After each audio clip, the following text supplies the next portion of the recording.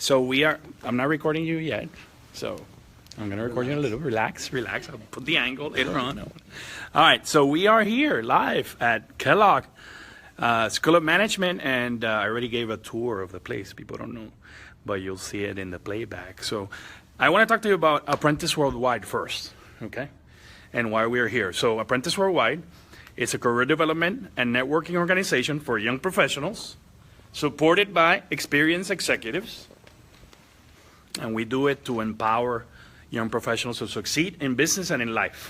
That's what we try to do here at Apprentice Worldwide. We started 3 years ago at the University of Miami, and now we are in 20 cities around the world, and keeps growing. So we have probably around 400 people that have participated in our programs, and we're very excited to have this event here. We've been planning this type of event for a few months, actually, and we are going to have a very open, close, we're going to be very close together. We're going to have a very open dialogue.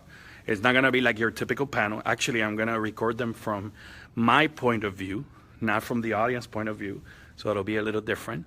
And our event is to provoke, people to think about the future, and I'll give you my take on this, and this is very important to me personally. I was raised by my mom, divorced parents, so my mom brought me up since I was 6 years old, so I saw her struggles in the 70s and 80s and being a woman executive. She was the president of the Better Business Bureau in Puerto Rico, going on for profit for 35 years. And one of the things is, again, I saw how she struggled in business and dealing with people in the boardroom, a tough gig for a woman at that time. And I have 2 girls. So for me, it's very important that, what she went through as I was growing up doesn't happen, and that my girls learn to be what I want them to be, which is successful business women, or successful in whatever they want in life, actually, not in business, whatever they want in life. So I'm happy to say that this is something that is important to me, and I hope that we, at the end of this experience, we all can change, both men and women, and that's why I wanted to do this together, because I want everybody to contribute into what's happened in the past, and where do you see this in the future, and how can we help as men as well into building a better future for women. So for me, that's very important. And so that's in a nutshell. I'll shut up. Okay. And we will start with turning the camera. So I said that the women are always right. So they're to the right or here. And so we'll start with Luli. Luli. Right. Hi, everyone. Hello, everyone. My name is Luli Balapoji. I'm better known as Luli B. And I started my career a little over 20 years ago. I graduated from Florida International University. I majored in communications and I minored in marketing. I started my career as an intern. And I think internships are the best way to gain the experience, and that's what I did at the American Red Cross. So as an intern, I was doing what I thought were menial tasks, but what I realized was I was really getting a really great understanding of all aspects of the organization. They actually held the position for me until I graduated. So I graduated with a position ready. I became the assistant director of the Red Cross of Miami. And then because I'm fully bilingual, I was a spokesperson for the organization. So anytime there was an international disaster in Central or South America, I got to be on Telemundo and Univision representing the International Red Cross at the young age of 20, 21, 22, representing the International Red Cross, because the people at headquarters did not speak Spanish, and Telemundo and Univision wanted Spanish speakers. So gained a lot of experience, not only in communications, but also in fundraising, and more importantly, in doing more with less. Really just understanding I have a tight budget, restricted resources, and this was in the 90s, okay? How do I make it happen? How do we put on this incredible event and raise millions of dollars for our organization? How do we do a lovely event to thank our sponsors, but find a way to barter or use the current resources that we have? How do we leverage relationships? So it was really at the beginning of my career that I got all of that experience. I would also have to travel in the middle of the night to house fires or apartment building fires where the Red Cross was assisting people in our community. So there I got to see the poverty. I got to witness our incredible firefighters and police officers, and work hand in hand with them, because the firefighters would leave these buildings and leave these homes, and the family was outside their home with nowhere to go. And it was thanks to the Red Cross. So being able, again, to have my work mean something by helping my community was really important to me. I left there and went to corporate, and went from nonprofit to fully corporate, where I worked at Warner Brothers. I managed the music curriculum that the music company was going to be launching. There I managed a $3 million budget, worked with sales staff from all around the country, and learned about how sales and marketing can't stand each other. And how sales sells the dream, marketing delivers the nightmare. Not sure if any of you are in marketing or sales, but you know that that's usually the drill. I really got to see the opportunity of those two departments working together and not really understanding why the two VPs did not get along. That if we could get into a room and have a conversation, how much more successful this product line could be, how much more successful our organization could be.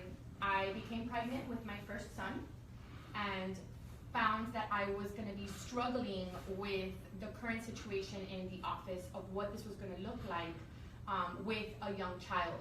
So on maternity leave, and also while I was pregnant, I was being asked over and over again by my boss if I was going to come back from maternity leave, and that gave me a lot of pressure and a lot of anxiety. And so what I did say to her is, you know, I promise, I don't know what I'm going to be feeling, I don't know what it's going to be like, but I promise that I'm not going to leave you hanging. And sure enough, during maternity leave, I realized that that probably was not going to be the place for me with a young child. I was 45 minutes away from home.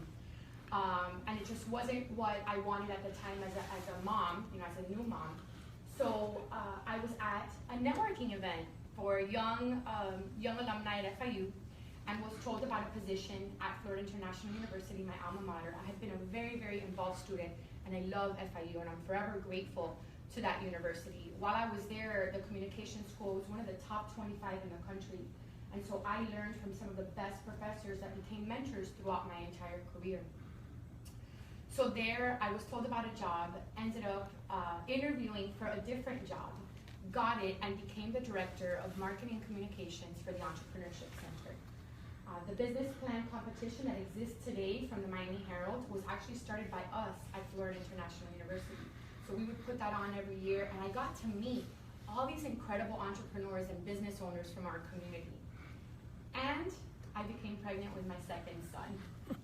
So this was 2 years later, and again, just realizing I was working so hard, and I could be doing something else. And what that looked like, I wasn't sure. So I started doing some work on the side for a prominent neurosurgeon, started doing some PR work, some communications work, and realized I could probably do this on my own. And it was actually his wife that said to me, why don't you just go off on your own and start your own marketing company? And I thought, are you crazy? So for the 14 reasons why I thought that was a horrible idea, she came back with 14 reasons why it was a fantastic idea. And before I knew it, I started a marketing agency. My boys were 2 years old and 6 months old, and I thought I had it made. I had figured out work-life balance, right? I was gonna have my own company, I was gonna wake up every morning, I was gonna work out, then I was gonna take my kids for a stroll, then I was gonna have my clients, then I was gonna come home and cook dinner, and have a lovely dinner with my husband, and everybody's chuckling because you know, work-life balance doesn't exist. And so, 6 years into the business, I had all kinds of incredible clients. South Beach Wine and Food Festival, still a client. They've been a client of ours for years. Miami-Dade College, you guys remember that big campaign, IMMDC? That was us. We worked on that campaign for years. So because of the connections that I had made, the relationships that I had created, the reputation that I had out in the community, I was able to leverage that and gain all these amazing clients. So the marketing agency was called Chispa Marketing, and 6 years into it, I'm about to hit $1 million in gross revenue. I'm winning all kinds of awards. People are out in the community going, wow, Rudy, you are crushing it, you're amazing, congratulations. And inside, Louis is miserable. I'm not present at home. I'm a bitchy wife. We can say bitchy, right? Yeah, Okay. because it bleeps later on. I was a bitchy wife, and I was a grouchy mom. And I remember picking up my son at preschool, thinking that I was being a great mom, picking him up at school, because that's what great moms do, right? They pick up their kids at preschool. But I would quickly shush him because I was on Bluetooth with a client. And my husband would beg me to turn off the laptop, and I would tell him, you don't understand. And it just created a lot of anxiety and a lot of frustration for the 3 people that I did this for, which was my husband and my 2 boys. So I realized that something had to change, and while I had plenty of options, I decided to completely restructure the business and redesign my life. And that was 5 years ago. 5 years ago, I took the step back and decided, okay, how am I going to define success, and what does that look like? Because I realized that I had been defining success on breaking $1 million in my business. And while that's a fantastic goal, it wasn't really aligned with my life goals.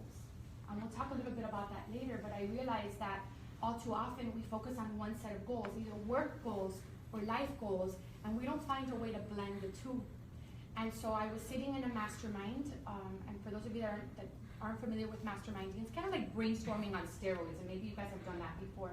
So I was in a room with women that were smarter than me, that had more money than me, that had more perceived success than me, and intimidated the hell out of me, which is why I loved it, because it was just a group of people that really pushed me. And it was my turn, and I just got up and said, I don't want to do this anymore. I'm exhausted, and I'm miserable, and I don't know what to do. And the next person that tells me that all I need to do is balance, I'm going to vomit in their face because balance is bullshit. And one of the ladies, literally projectile, and one of the ladies is like, that's it. I'm like, what's it? She says, balance is bullshit. I said, I'm a classy girl. I don't say bad words. Like, I just said that because I was angry. She said, well, imagine if you do go ahead and figure out a way to make that work, and then you get to share that message with the world. Well, 6 months later, I did that. I restructured the business. I restructured Cheese Talk. I wrote a book called Balance is Bullshit. It became an Amazon bestseller.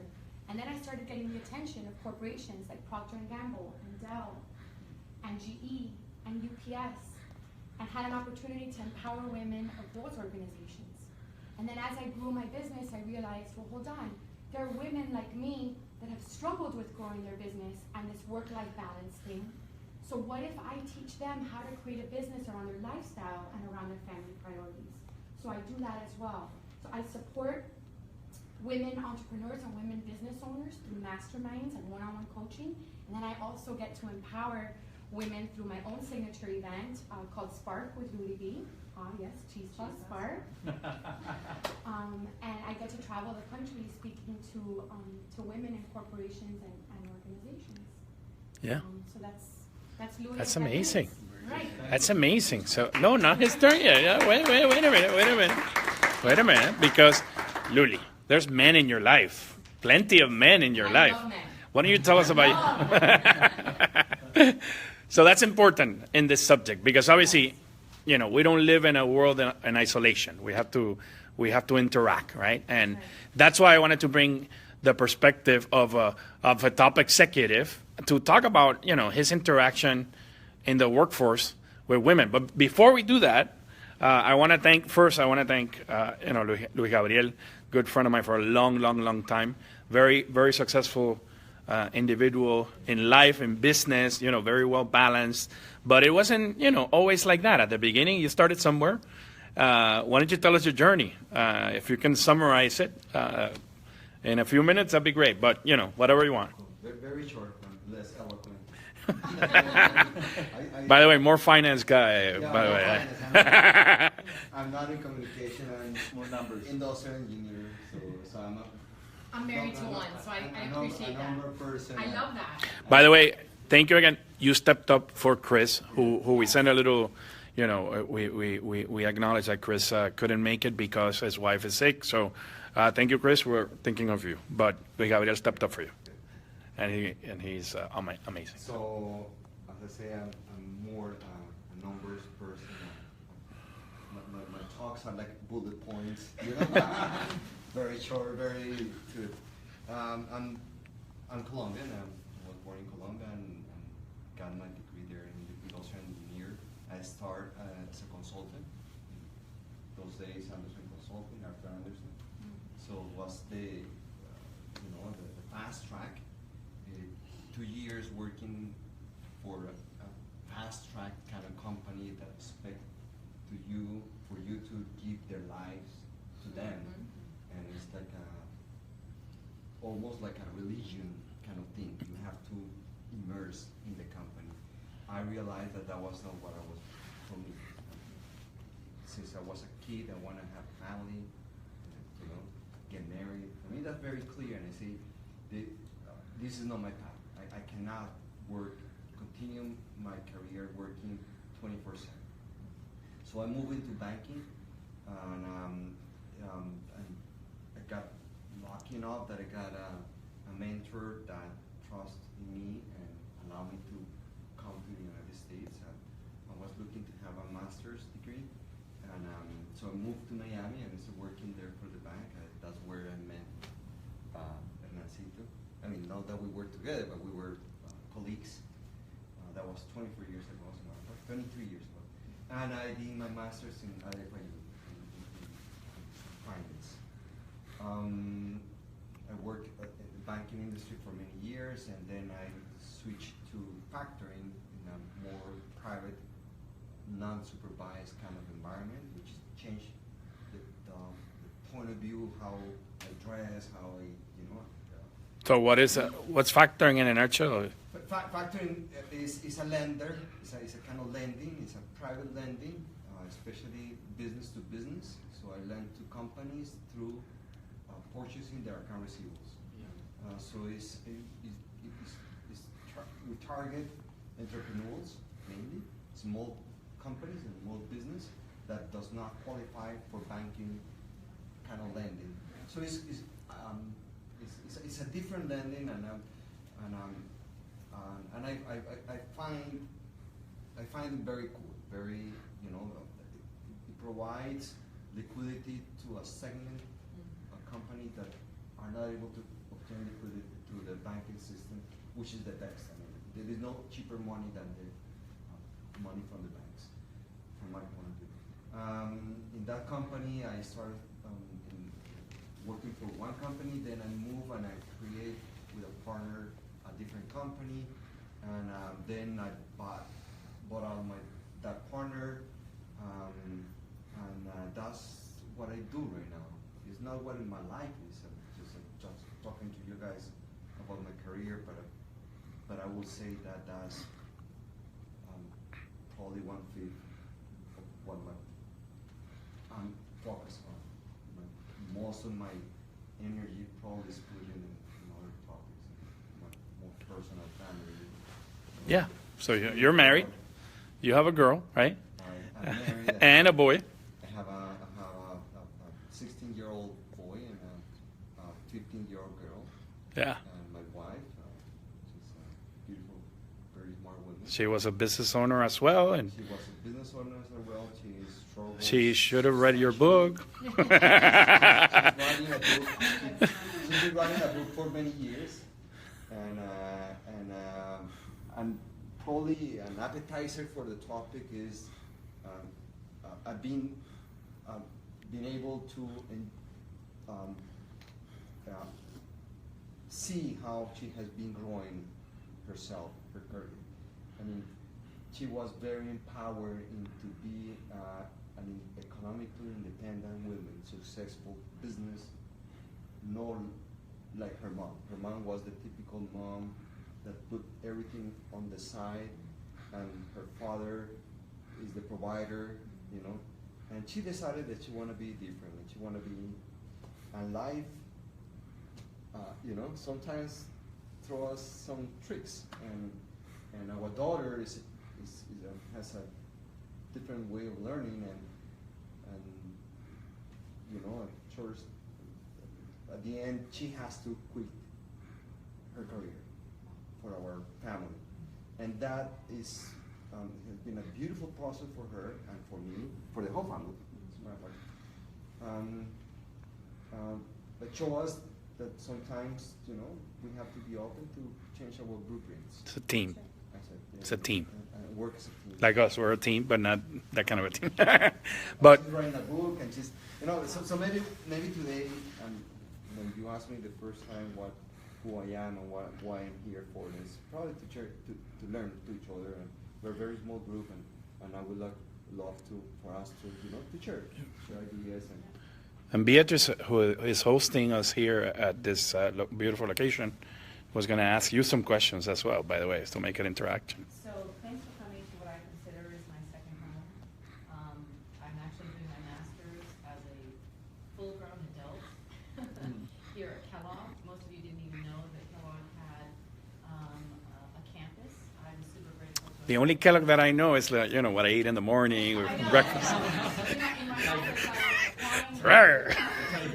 my husband would be like, it was just Frosted Flakes, honey. Frosted Flakes. I'm getting the application into Frosted Flakes. So I consider this a second home beyond my own home. I'm originally from New Jersey, first generation Colombian. My parents couldn't be more polar opposite. Those from Colombia, they appreciate it. My mom's from Medellin, she's paisa, conservative and calm, and then my dad's from the coast, Barranquilla, and couldn't be any further from this behavior. So the dynamics of our household growing up were fantastic. So we moved down here a couple years ago when my company decided to open up a Miami hub to support the Latin American business, and that brought us down from the Northeast. And through that process, literally about a year and a half ago, I started realizing as a result of the move, wow, I've been with my company for 9.5 years now. I need a new network. I don't know really. Nana and I have worked together. I don't even want to mention how many years ago, but several years ago when Wells Fargo didn't exist. It was still Wachovia. By the way, I'm only 15. Yeah. We all know that's not true. Just gonna use another colorful. 22. My daughter's 15. That tells you everything. Go ahead. So it was being here that kind of decided it was the catalyst for finding a new network, finding different ways of thinking. Like I felt like I'd kind of been in this bit of a grunt. I've been with the organization for so many years. I felt like my mind needed a bit of chispa. And thirdly, I kind of wanted a third-party stamp of approval for the process of becoming a growing leader in this world. I work for a Belgium-based cooperative called SWIFT. So if any of you have sent or received money, you need a SWIFT code. That's the SWIFT that I work for. And so it started me down the path. I was at FIU. I applied to FIU at the University of Miami, and I ended up here at Kellogg. I'm super grateful for it. And I'm still super grateful for FIU. I still keep in contact with the admissions staff there. They're so beautiful. It really was a coming of age story for me. Maybe that'll be my book. So I'm super happy to host you guys here. This is a specific topic that I have a clear passion for. I would be super interested in hearing if there was any particular reason why you guys decided to come to this event today. And if you generally come to this event, what would you want to get out of it? Definitely not free food, right? So you're here for a reason.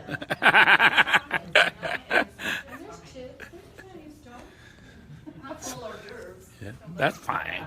I'll invite you later on over there. There's gummies. There's fruit gummies. So how about we start with the women, Sure. and whoever wants to share why you're here. Good evening. My name is Nancy Arroyo. I've been with Apprentice for a bit now. I actually, during my tenure at Apprentice, I've already switched jobs twice. So it's been not a coming of age, but a coming of career path. I started working for an insurance company out of grad school at FIU, an FIU alumni, just because I needed to pay for grad school, and I wanted to stay in Miami, and it was the first pretty much job I could get, immediately. And I stayed there for 5 years. They paid well, but it was a situation where my career just was not going anywhere. even though I've been there for 5 years, there was no growth potential because all my coworkers have been there for 10 years, 12 years, 15 years, and at the end of the story, we're older and more experienced than I was. So even though I had the drive to grow in the organization, I didn't have any stepping stones that I could see. I switched and I started working for a real estate fund, and that was a great experience. I learned and I used Swift on probably a daily, a daily process. Most of our investors were Mexican, so it was like me learning how to use Swift and how to, because we have routing numbers in American accounts. I had that whole learning process, and now I'm working in another real estate firm as their operations manager, pretty much running anything that's not sales. So everything in accounting, everything in marketing, everything in office management and HR and a little bit of everything. I'm here because I see on a daily basis how the woman in the boardroom situation can be an issue for, I guess, my generation, the next generation, the generation before us. Pretty much any woman that's in the workforce right now has either seen it or has heard about it or has experienced it in a different kind of way, where just because you're the woman in the conversation, your idea is not appreciated or your idea is dismissed, or they laugh about it and be like, you don't know what you're saying, even though most of the time you usually have a better idea and know how to get away with more things. So pretty much I would love, as you mentioned, I would love to learn and hear ideas and bounce off how to have an intelligent and unemotional response to when you're ignored and treated less, like you're less qualified. Excellent. Sorry, Thank you. No, this is excellent. Thank you.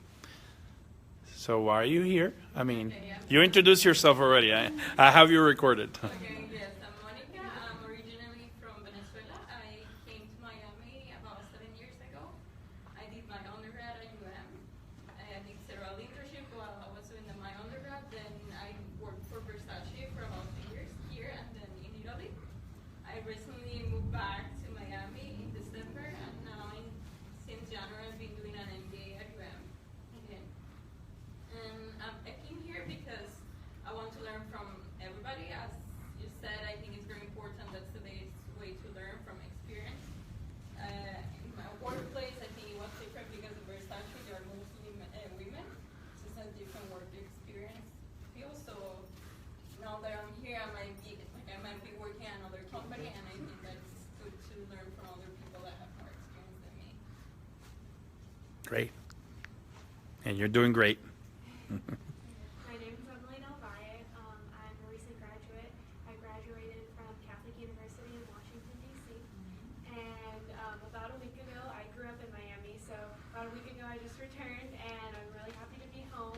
And I graduated, as I said, in marketing and graphic design. So it's kind of my first approach in Miami for the environment. And as a woman in the business environment, I really wanted to dive myself into the experience here and hit on. And Lucy, my parents had suggested coming here to the apprentice work environment and to check it out. So this is kind of like my first diving in and this introduction meeting. So I'm really excited. Do you have Awesome. a business or are you looking for a job? No, I'm looking for a job currently. Are you sure you want to look for a job or you want to start your own business? By the way, so her dad is also he works for Telefonica, and he and I have met. We're Emmaus brothers. We go to the same church, like Luli and I. That's how we met, by the way. So we have kids in the same grade. Actually, her son is in my daughter's class, and her husband is one of my best friends at the school, and an Emmaus brother. And actually, your dad is an Emmaus brother, which I have to plug Emmaus because those are my brothers. But we met at the church. I see we were walking in, and her dad said, "Hey, by the way, do you have something about apprentice?" And it just so happened that we had this week, and she told me about that she was graduated from marketing, and I said, "Well, if you graduate from marketing, I know the person that you need to talk to. So we're excited to have you here. Welcome back to Miami, and hopefully this will be your new home. You know, we're here to help you in whatever you need. Guys, let's start with the. I get the younger guys because they. Don't look at me, man. What do you need? Brother. That's all right. So actually, start with Danny. Danny, why don't you tell us, why you're here, man? First. I mean, I like learning from different perspectives, right? I'm not here for a specific reason. Actually, I work for a company that has a really great culture when it comes to women and men, and their interactions. Like my manager is a woman, my supervisor is a woman, and I just want to learn. I am from Cuba. I came here 8 years ago. I work for United Technologies Corporation. I will be moving to Connecticut in July. So we have Apprentice Connecticut. Right. Thanks to him. In August. Yeah. And then after 6 months, I get transferred to another state or country, I don't know yet, for the next 2 years. And I think it's really exciting, learning finance, and I just hope to learn a lot today. So sharp guy. I mean, I met Danny. I was a chapter advisor. Still am the chapter advisor for Alpha Kappa Psi at FIU, and he was the chapter president. And we interacted for 6 months actively as as the liaison for the fraternities. And he did a good job. Nobody got sent to jail. No hazing. Perfect. Right? I think he started in the right direction. So awesome. Hi everyone, my name is. Another fraternity brother, by the way. I'm Alessandro Attellino. What is your name, sorry? Alessandro Attellino. And I'm doing an MBA at the University of Miami. I also did my undergrad there with a double major in finance and accounting. So I have that recorded already. Why did you come here? I came here because, during my undergrad, I did several internships, and also after graduation, I worked for a year and a half. And I didn't see any problems between women and men working. But I actually have heard a lot in the news and also about different stories that there are still a lot of problems in the workplace with women because they are not being recognized, they are not being heard. So I just wanted to come here because I think that women are fascinating, and I think that I agree. Great statement. I still study them. I think they are fascinating, and I think that having both women's and men's ideas together, I think it's something good, something great to have in a corporation, because I think that women and men think differently, and having both of these perspectives are essential for the growth of the organization. So. Thank you. And you have a great woman that will beat you up if you say something incorrect. Yeah. He's my brother. Yeah. I'm kidding about beating up. It's just they're brother and sister. So. By the way, the title of Mars and Venus in the Boardroom came, if you don't know, there's a famous book that talks about Mars and Venus and how men and women are and think differently in for certain circumstances. And there is no such book as Mars and Venus in the Boardroom. There's one of Mars and Venus in the workplace, though. But I wanted to take it up a notch into women in leadership, because I think all the women here are leaders.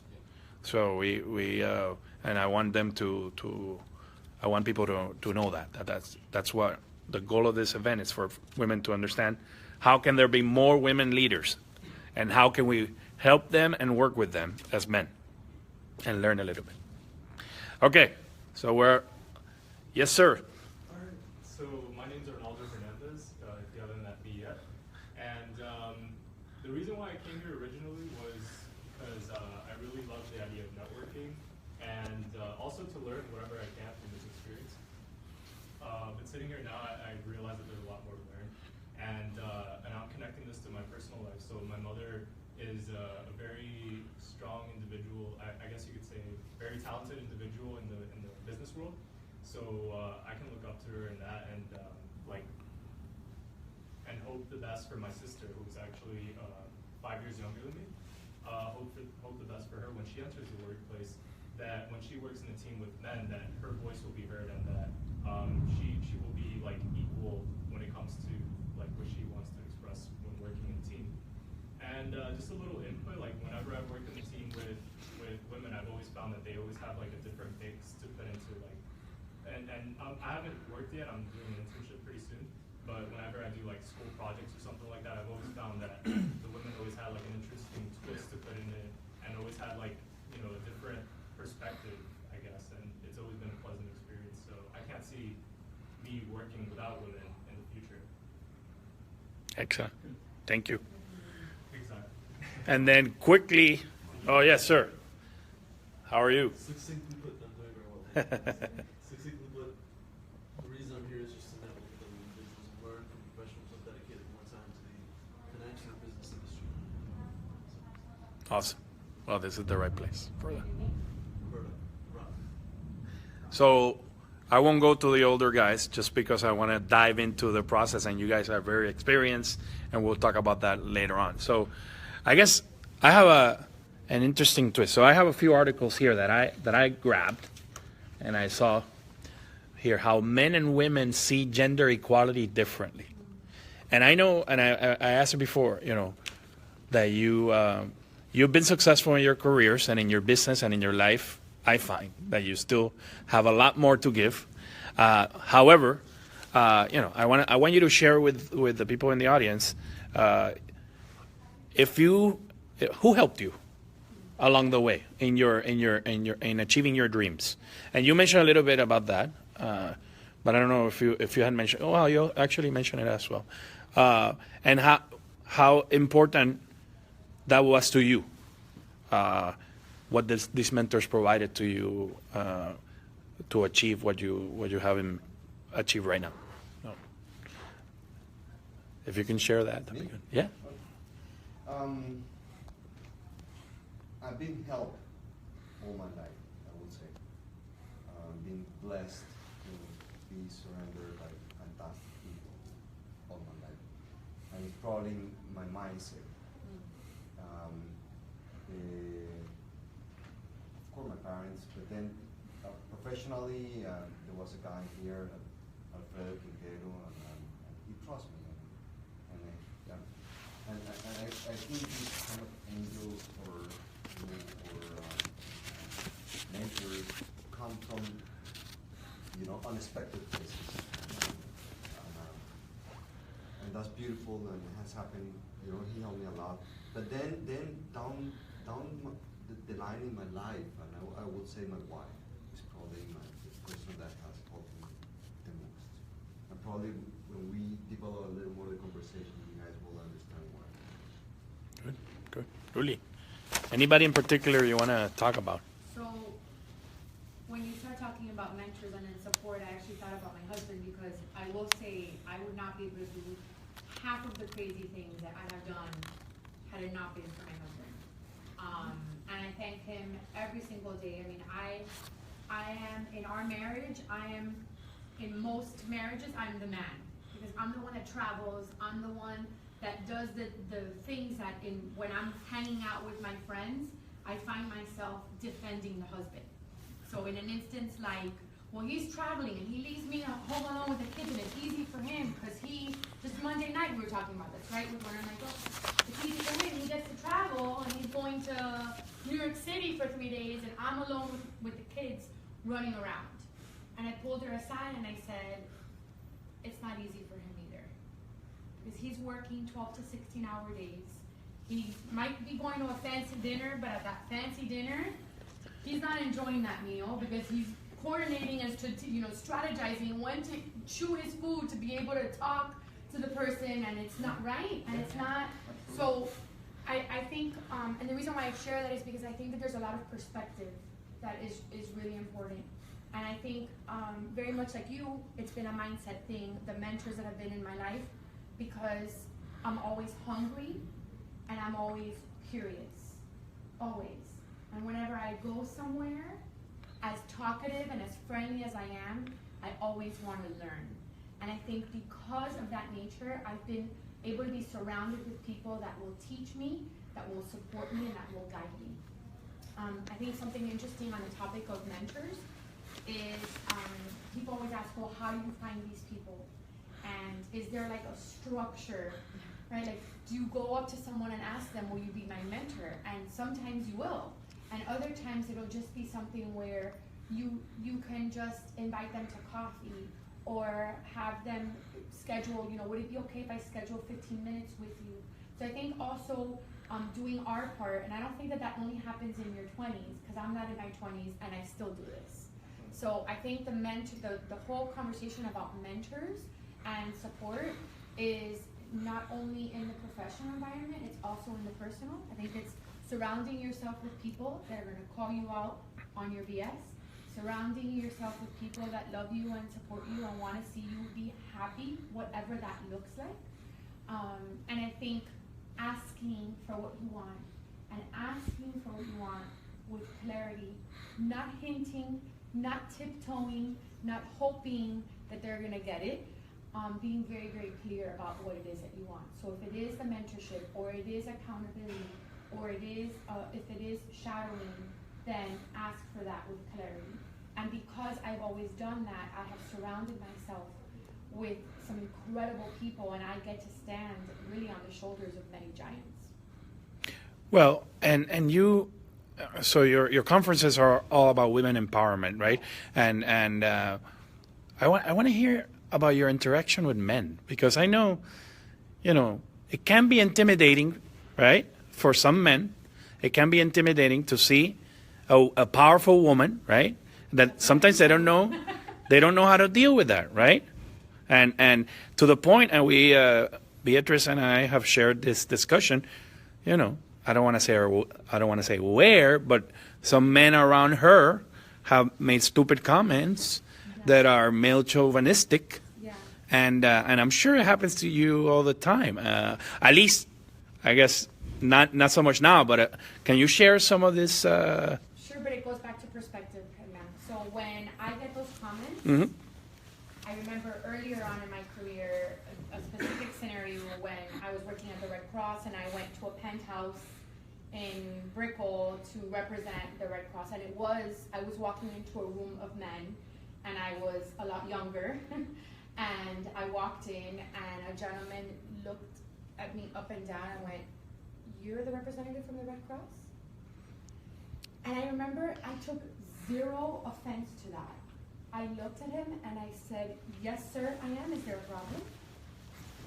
And I remember sitting down, and all he did was give me fuel to prove him wrong.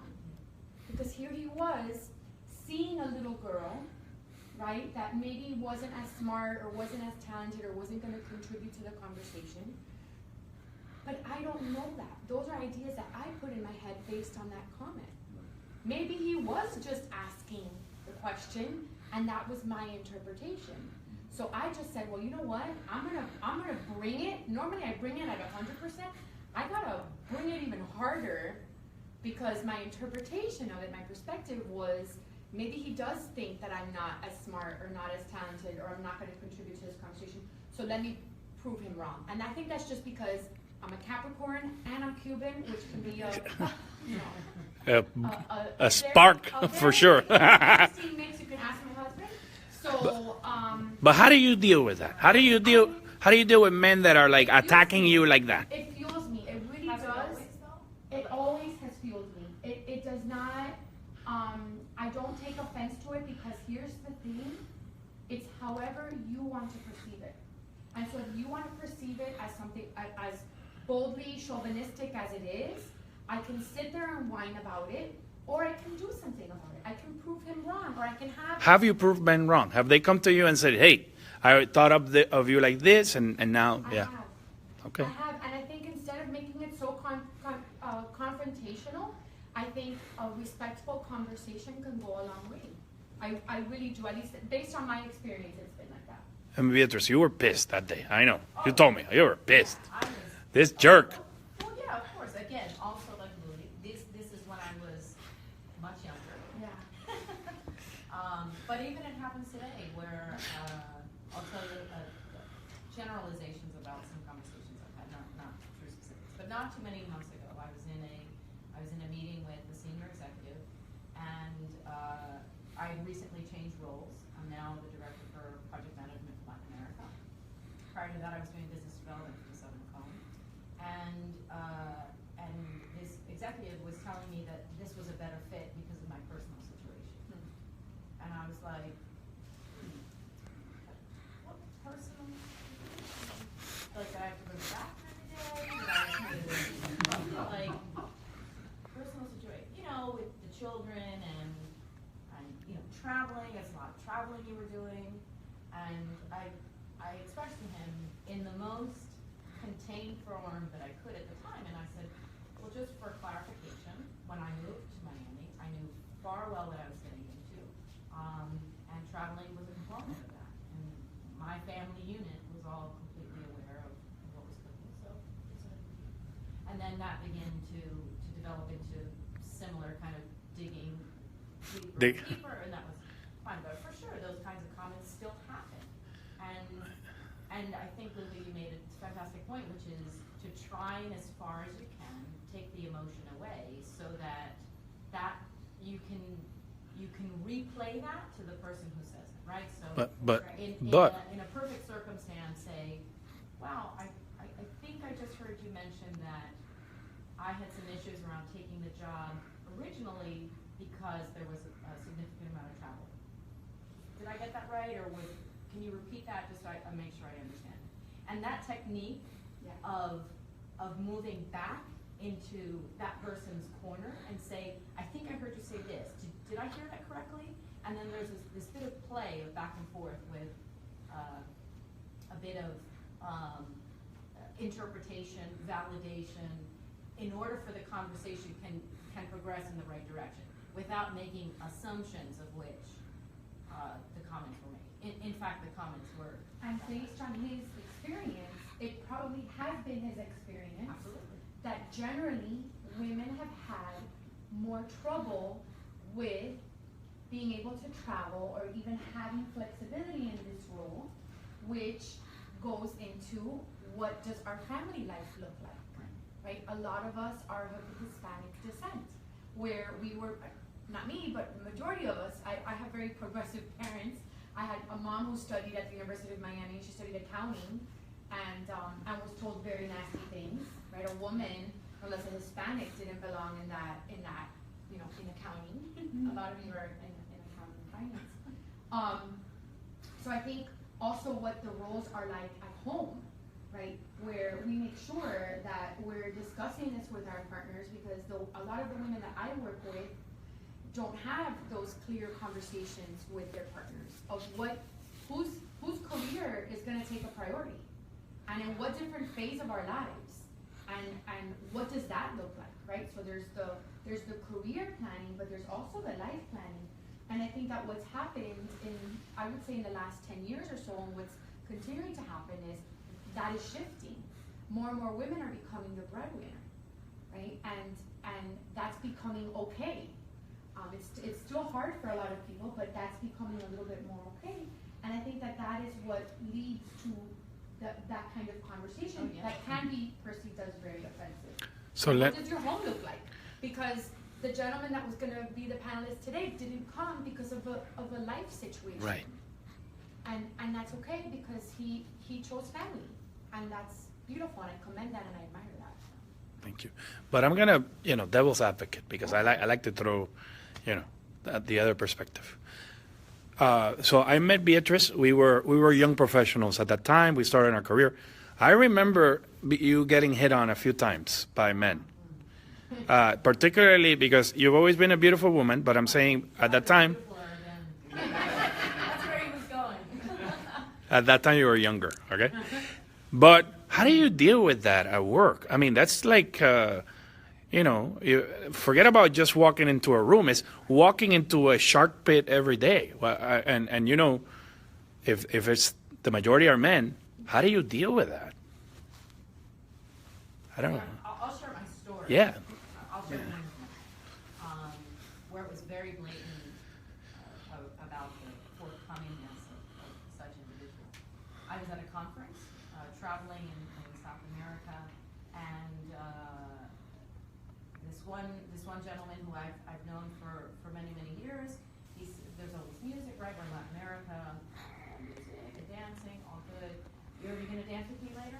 Sure, I'll dance with you, knowing full well I wasn't going to. And then, of course, I went out with my colleagues for dinner, came back to the room, and sure enough, there were about 5 voicemails on my hotel room saying, hey, I thought you were going to dance with me. Call me.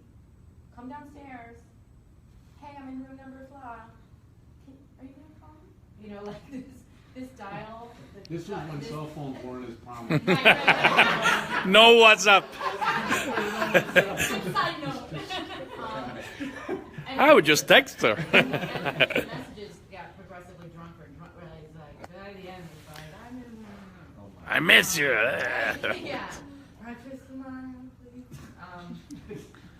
And in that situation, it's a bit of an extreme one. I could share plenty. I'm sure Louis too.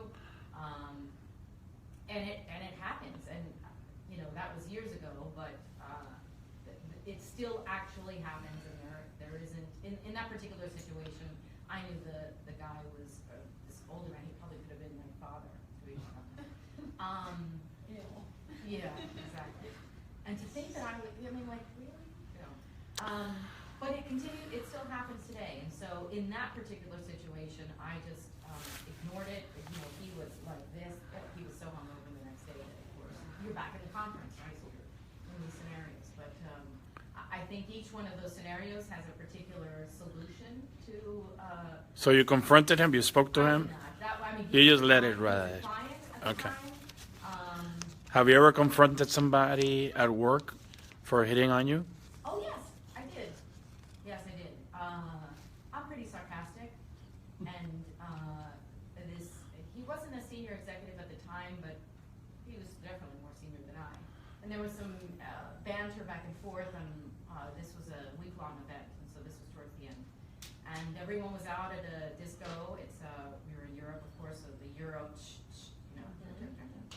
and he made some sort of comment around, doing maybe some things of a sexual nature, and I was like, no. And later on, not within the hour or two, he leaned in for a kiss, and I snapped him. And yes, and so the next day, of course, he came, and I was like, what was that? And that was a colleague at work. And to this day, now he's super senior within the organization that he works for, and we still are friends. Like he knew he had overstepped the bounds, and that wasn't to be tolerated. If he did it to somebody else, I'm sure it wasn't his first, but probably not his last. Excellent. I think every situation has the appropriate solution. Sometimes confrontation is the right thing to just say, pump the brakes, buddy. This isn't happening. And other times it's probably just flee. Anything you want to share about this subject? I know it's tough. According to my husband, I get hit on every day. Well, Like, he loves you, hit on, you just don't know. You think he's being nice. That's what my husband always says. But yes, I've had to, on more than one occasion, I have had to be very clear and reiterate my clarity on what the relationship was really going to be like. And I think to your point about conferences and social, Where alcohol is involved? well, I do not drink. Oh, that's a good. I do not drink. So when I travel, especially where there are men and women mixed, I will cap myself at 1 drink. Because of what I've witnessed, and because you know what, we are human beings, and there is temptation, and when you have more than 1 drink, that you make stupid choices. And I think if in a professional environment and you're not with friends, I think it's just a smart rule. So Yeah. I Good strategy. I mean, good point. Yeah. Luis Gabriel, I gotta bring it up to you because Have you been hit on? no, but, and here's where I'm going through. I work with organizations where the senior executives were sleeping around with the secretaries and the analysts in those jobs, and it was normal at those places at that time, right? We're talking about early 90s. It was like, hey, everybody like, and we were like, what? Starting in that job. What advice do you give to women that work for you as a top executive on how to behave in the workforce with you? I would say first that I would change the point of view, probably. And I think that we have to be, I mean, I don't have to be anything. I invite, especially the women, to be conscious that it has never been a better time to be in a workforce than now in human history. And I want to repeat that again. In my perspective, there has never been a better opportunity, better time to be born as a women, to be in the workforce.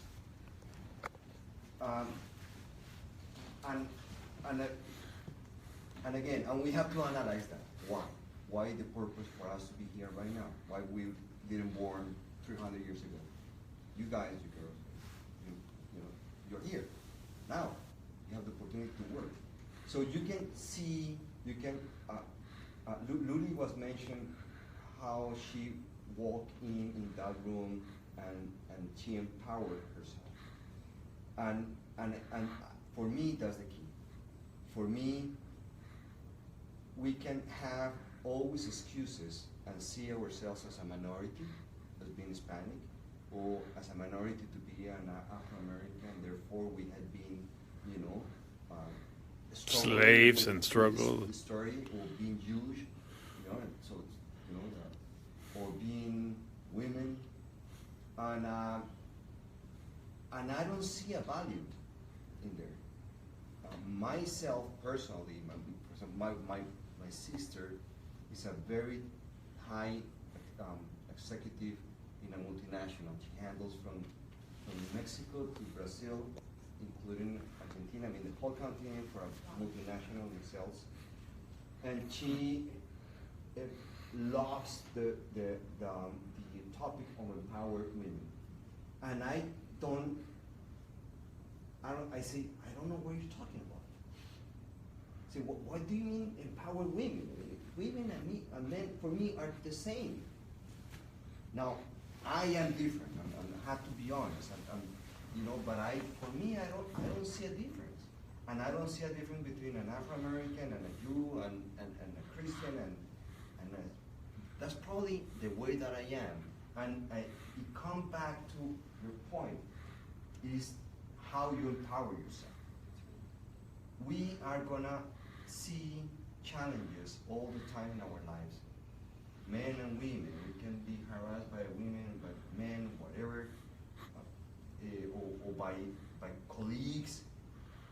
But if we focus in the empty part of the glass, or as a matter of fact, in the part that is full, for me it's almost the same. Because if you focus yourself in the empty part of the glass, of course you're going to be less empowered. But society, from my point of view, doesn't help us. Because we all the time we're more bounded by that information. They sell you shampoo. The shampoo is going to give you that extra more, information. Religion. The religion always tells you, we were born as seniors and we are, and unless we achieve this or go to this and there, we are going to remain in hell. So we are always taught that we are less than what we want to be, that we need to be empowered by somebody else. And and I want to see that an analogy of the glass, the empty, the part that is empty and full, and I see the different perspective. I see like I have the power. I have like a hose, huge hose that regardless if I drink all the water, I can put the glass again full whenever I want. So if I see myself in that perspective, I don't care if somebody, try to offend me, because I don't take it personally. I just do the best that I can, and if somebody screams at me, I say, well, this person may have some reasons to scream, but I don't take it personally. And my invitation is for women doesn't take it personal, like whatever. If somebody asks for a dance or for a drink, we also have a body, human body, and hormones, and we're weak, and we cannot try to separate totally the human part and the body part from the work part, because at the end of the day, we're humans. Yeah. And we have emotions, and that's fantastic for me. And that's what I like about women in my workplace. Every time that I ask, I don't, and during the 90s or maybe the early 2000s, women tried to become men's, to try to compete with men. Yes. And for me, at least what I do in my work job, and I ask the women, I say, I ask specifically, what is your emotions? What do you feel about this client? I don't say, what do you think? What did you feel? And I love to see the feeling, the different perspective, the different angles of life. But that's my point of view. We need both. We need both. We need the thought and the feeling. And I like That's awesome. the empowerment that women bring to organization. I like the way they act, the way they think. Do you think that you're an exception to the rule? I think, to In be honest with your you, organization or general? I think so, generally. What do you think? But it's a different What- point of view. And again, But that's I want to pull that to the point. What do you guys think? The executives. I think at our age, your Like late 20s? like early 20s multiplied by 2. Talking about this guy? I think you are an exception, and I think I'm with you, but I think we are exceptions. But I do agree with you is that the reality is that whether it's my old boss who was 65 years old and was the biggest male chauvinist, which at the end of the day really helped me. But not to say anything negative too, because I was a beneficiary of some of that, Of his stupidity. some office stupidity, right? But at the end of the day, people are realizing, men are realizing that what everybody cares about is earnings. It's bottom line, right? And what you just said, and what people are realizing is that coming up with those different point of views, not just from a woman perspective, but also from other types of diversity, adds to the bottom line. Yeah. And so what you start to see is that more and more people like yourself that say these kind of things and act this way, the people that are coming in their 30s and their 20s, it almost becomes ingrained into their head that that's something that is normal and that it should be normal. Because at the end of the day, the old school white guy on the top ivory tower making all the decisions, that is not creating the greatest bottom line today. It's the organizations that are really bringing in all the different feelings and points of view that are really bringing. So you've lived in Miami for a long time. He lived in Minnesota. I know you lived in North Carolina. What are men in North Carolina thinking about this? No, I'll take it from my perspective. By the way, the ones that know me, I'm Carlos Peña, ex-banker. Now I run a company called Obelisco Advisors. We work on a global scale with banks and corporations, helping them to move to the next level.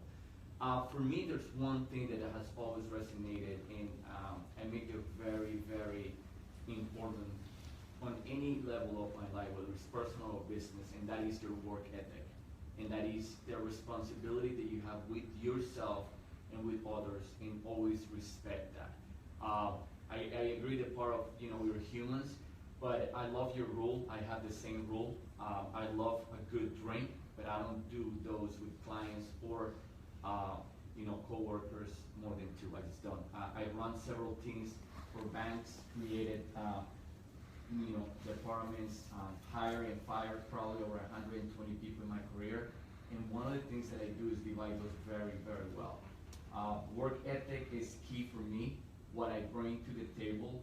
And to your point, and to echo what you say, I don't see the distinction either. Whether you're black, white, yellow, it is. But you're Colombian, so he's Colombian, you're Colombian, right? But you know what, I echo that. I'm just because throwing perspective here, huh? I see the difference in how that with time plays in somebody's career. And when you have that work ethic very, very, indeed it to your heart, then you make the right decisions and obviously help a lot of people make the right decisions. That's right. So that for me, that's the main thing, your work ethic, and it's something that, I just grew up with. My father has been, he was a movie director in Colombia, had a lot of people under his supervision, and I always saw that work ethic, and it kind of stayed with me my entire life and my career. Can I interrupt here just for a second? Yeah. Ask the young professionals one thing. Yeah. Do you believe, if you look at yourself honestly,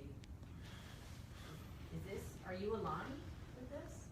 If you think about your friends from school, from work, for your internship, do you guys agree that, yeah, actually, I feel like it's in my DNA. Go ahead. Okay, I'm gonna share a very sad story that I look at as somewhat funny, but at the same time it's very sad.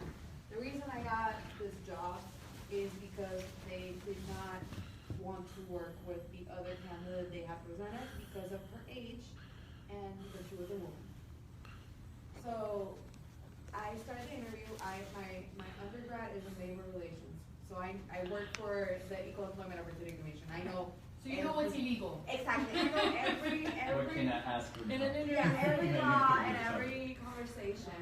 And so I obviously I do research on the company before I go to the interview, and they have a review on Facebook that is a woman that got denied the position, and she's, because I'm 40, because I have a family, and because they don't want to work with an older woman in the office. 40 years older. And yeah, she's 42. Yeah, and it was one of those situations where I'm like against the wall because I'm like, I don't agree with this, and I don't, I feel like this is chauvinistic and horrible, and this is not the environment I want to work with. So I go to the interview anyways because it was already scheduled, and I'm not gonna be that person saying no. And I sit down at the table with the two people that are now my direct boss, and I blankly asked them what happened, and they said that they had not spoken about her age. They had asked. And because they asked, they had, they've never hired somebody before, it's a very small company, they made a mistake and they asked her age. And they're like, the reason we didn't hire her was not her age, it was not her sex, it was just the plain fact that she didn't have the experience or the knowledge that we needed for the position. Plain and simple. And that conversation, I believe them, and truthfully, they haven't shown me any other reason not to believe that they are like that, and that's how they think. But one wrong move in an interview cost them, their rating in Facebook, they had their reputation stained. So going back to your question and seeing how I see it in the world,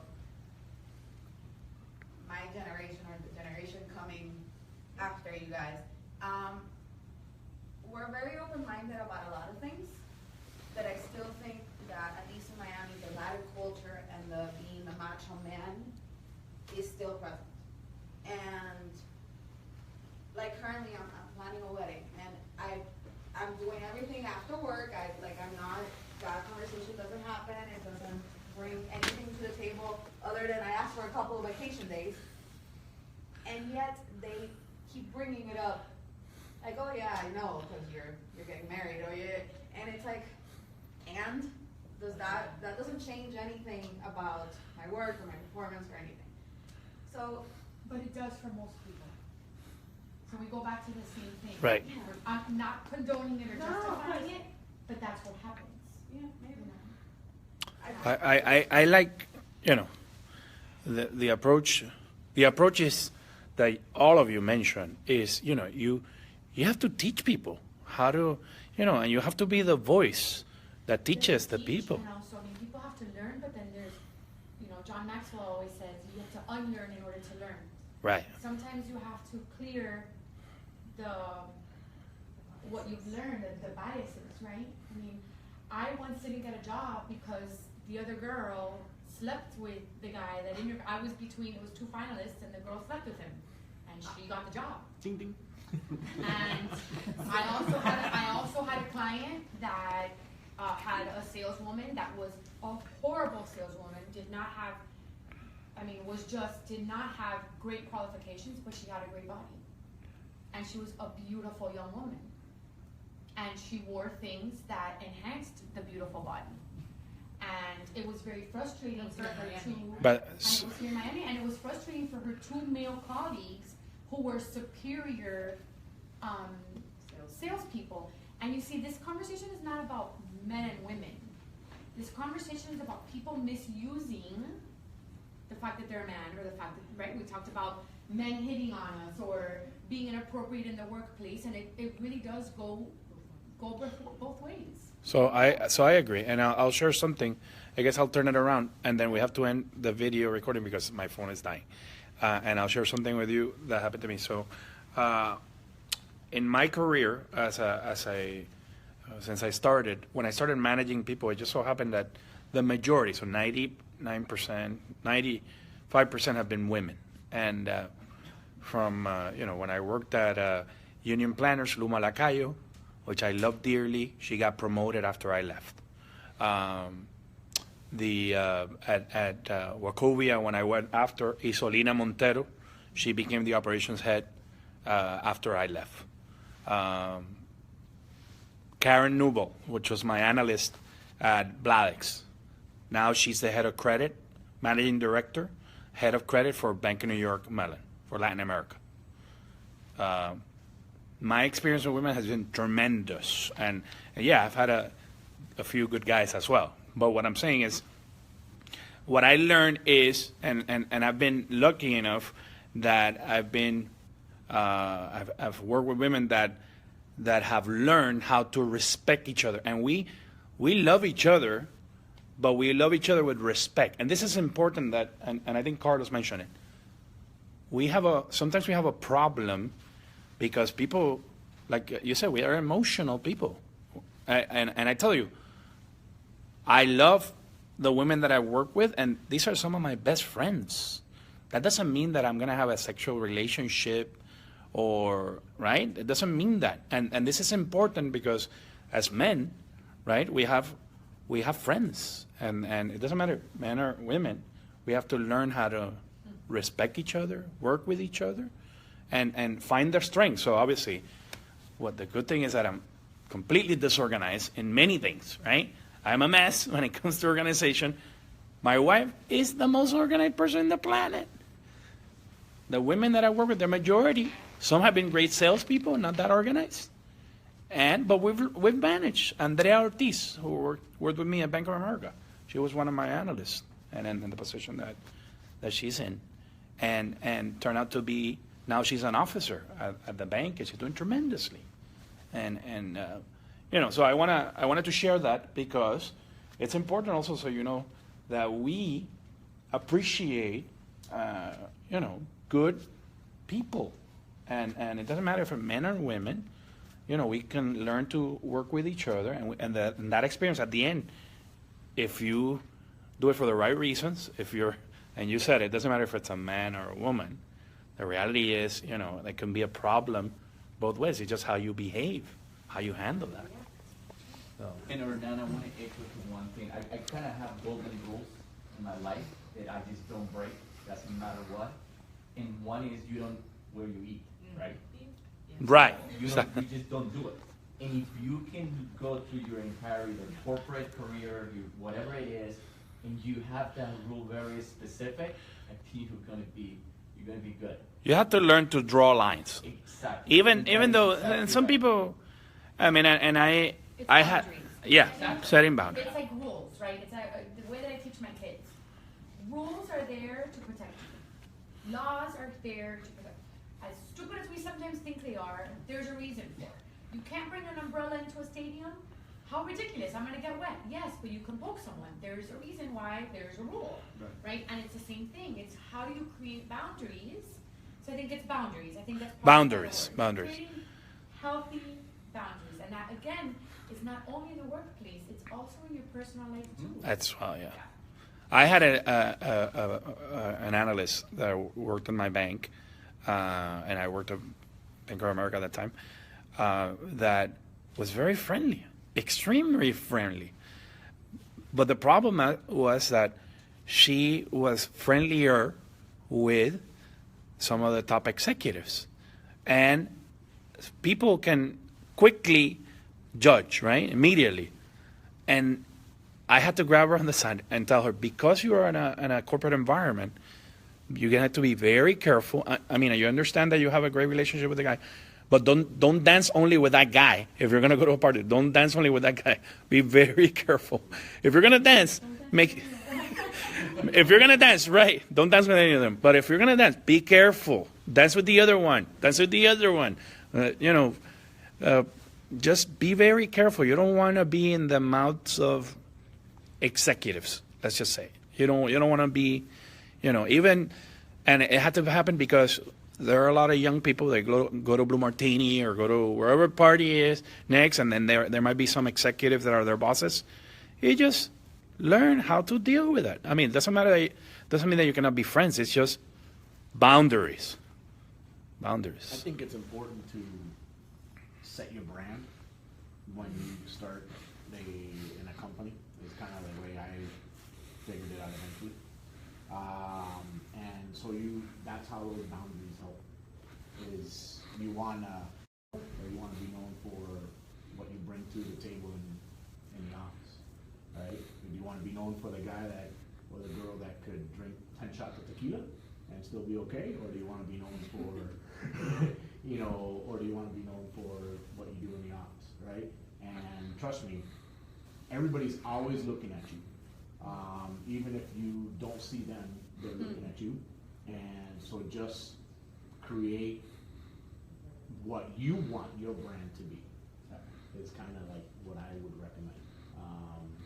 So that's my I love that. One of the biggest projects I was awarded as a business owner was because I was being watched without knowing, and I impressed an executive so much that it landed me. It's probably been over $100,000 worth of business as a result of that. Yeah.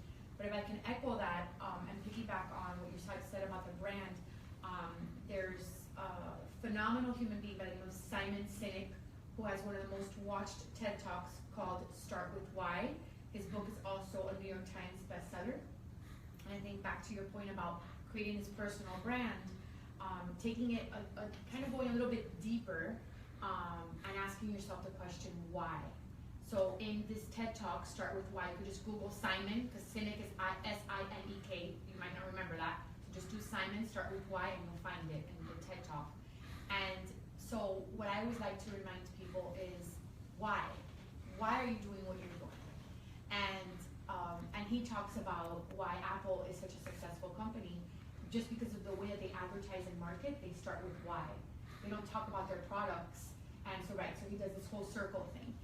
And the reason why I'm bringing that up is because I think that it applies to us as human beings and personal brands. Absolutely. And I think it's a great segue to what you were saying. So thank you for sharing that. I love that. So I'm going to stop this video, but I'm going to start with the other phone because I want some closing comments from everybody if we can, okay? So we'll be back.